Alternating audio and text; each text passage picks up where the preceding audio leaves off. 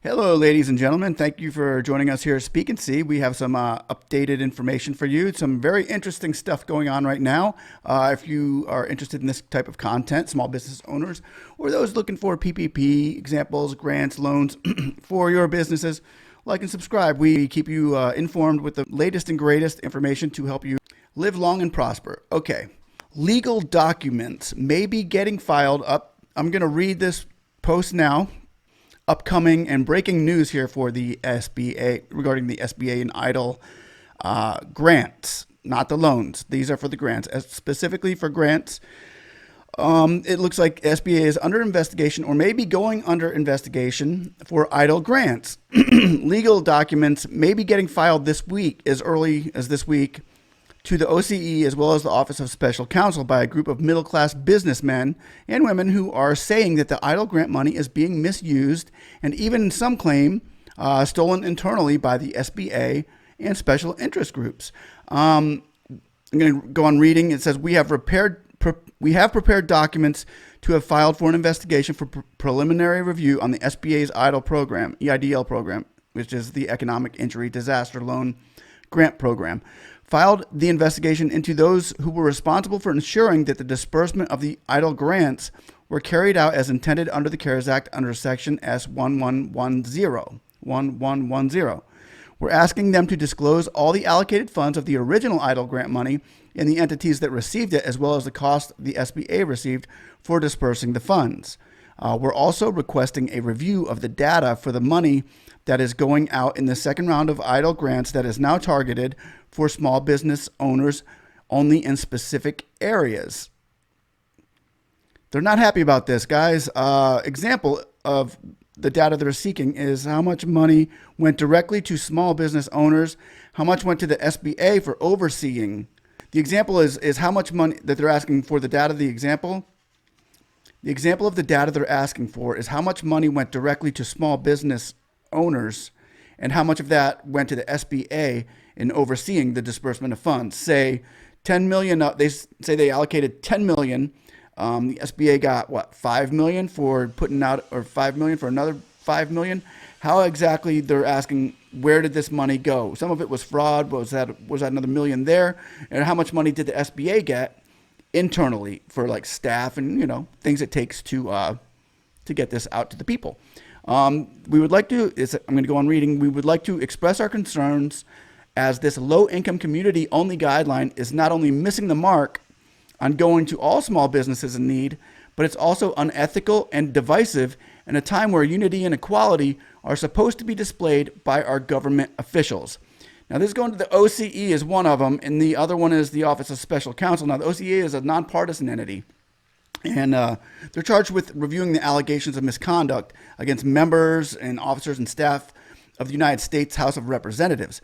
So with that being said, with that going in there, that's hitting the Congress.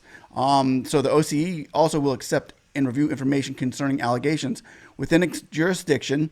And please note that this is a submission of information and it doesn't automatically result in an investigation. So the decision to begin the investigation of preliminary review is solely with the OCE board. So they'll get the information that I just read to you, and they will decide on whether to go forward with this or not. And it's not able to provide information on whether the board has authorized a review or whether the OCE has conducted an investigation relative to the information you submit. So I guess they kind of keep that under wraps so that the people that are being investigated don't even know they're being investigated until somebody comes knocking on their door saying, "Hey, where's the money?" We've Speak and See's been on top of this, guys. And with this, also, they're calling forth for whistleblowers. They are stating the Whistleblower Protection Act, that I'm going to read part of that. Disclosures of HAs can save lives as well as billions of taxpayers' dollars if they play a critical role in keeping our government honest, efficient, and accountable. Recognizing that whistleblowers root out waste, fraud, and abuse and protect public health and safety, federal laws strongly encourage employees to disclose any wrongdoing. Okay, so this is going out to you, anybody in the SBA. I wish, if Trump would have given Carranza a pardon, she'd be spitting all this out right now, I got a feeling. So I wish he would have did that before he left. But because if she had a pardon then she would have been safe, and we would have been able to get these answers like that. However, what's going on with this OCE thing, we are going to find out more. I will keep you informed with this. So for all of those that are wondering, hey, what's going on here? Why is it taking so long to get the money? Why are only certain people getting the money? Why do I not get an email? Well, you're not the only one, and it's being dealt with very, very sternly right now. So guys, I would like you to continue your efforts. If anybody can get out there and Second Round Idle, hashtag Second Round Idle this channel. We're going to keep you involved in this, and as the SBA gets, we get further information on this.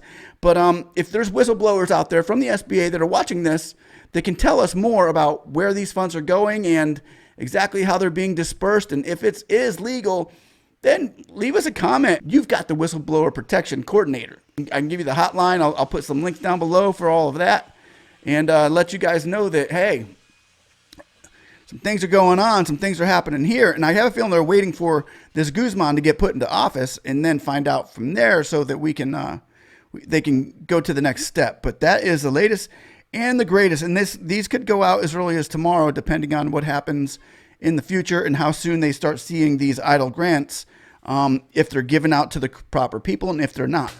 And if I was the Congress and the coordinators of the SBA and the EIDL grants, I'd be very careful in just giving this to that Section 331 that they've got in the new act to just the low-income communities. I'd be very careful about that. I disagree. I think that that's unfair as far as that goes. But that's just my opinion. As far as these legal documents that are getting filed as early as next week, we will find out more about this as the story continues. Thanks again for watching. Like and subscribe. Talk to you later. Bye-bye.